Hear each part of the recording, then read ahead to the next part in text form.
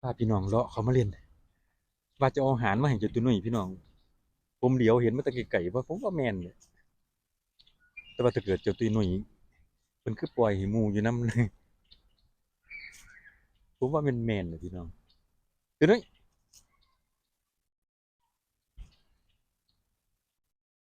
เบิ่งคืออยู่พี่น้องสิแม่นบ่แม่นแต่ว่าอยู่นี่เป็นถิ่นเพิ่นพี่น้องถิ่นของเจ้าตัวน้อยโอ้ยแม่นอีหลีพี่น้องเห็นแต่หมาดแล่นก็รู้ตัวน้อยเห็นแต่หมาดแล่นหมาดย่างเออคือให้หมู่อยู่นำมื้อนี้แต่เก่าคือดุหลายไอ้แต่เก่าบ่กล้าเล่นน้ำหมู่แนวนี้เด้อพี่น้องเพิ่นจะโหดตายนี่เล่นน้ำสองตัวนี่เสยนี่ ย่องกับบ่ได้ไล่กัดเขาแล้วพี่น้องนั่นเลยเมื่อกี้ยังอยู่น้ำเขาดีๆอยู่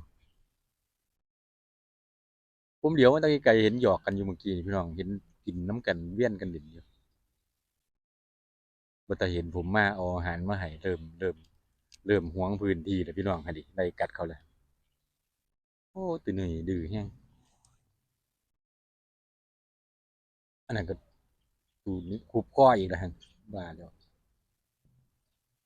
เติมเกเรแล้วพี่น้องเห็นบอกเขาสั่งหัวเขาหนีแล้วบัดนี้อย่าเข้าไปหันนั่นตัวนี้คูบก้อยอีกเอาพี่พี่เจ้ามาเอาทางนี้พี่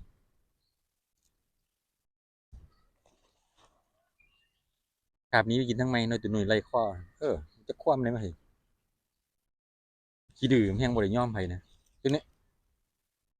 เจ้าไปกวนเขาหยังมาเอาพี่เอ้านี่มาเอาตัวนี้อืมไอ้เอานี่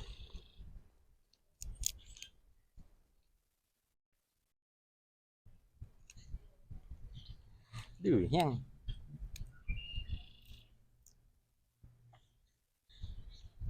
พูดสิยัดเขาสิยัดเขาไปเบิดปากเขาบ่เอาเลยพี่น้องหมู่แดนมาหาเริ่มแล้วปัดขาบตัวอะไรเขาอยู่เลยอย่าเขาไปหันตัวนึงอยู่หั่นตัวนึงสิครบคอไปบ่ยังแน่เด้อพี่น้องย่านเฮาหายเอ๊ะย่านเฮาหายแล่นหนีเลยเพิ่นจะกัดแตะหมู่อันนี้ยังเป็นไรกัดตัวนั้นอยู่ตัวนี้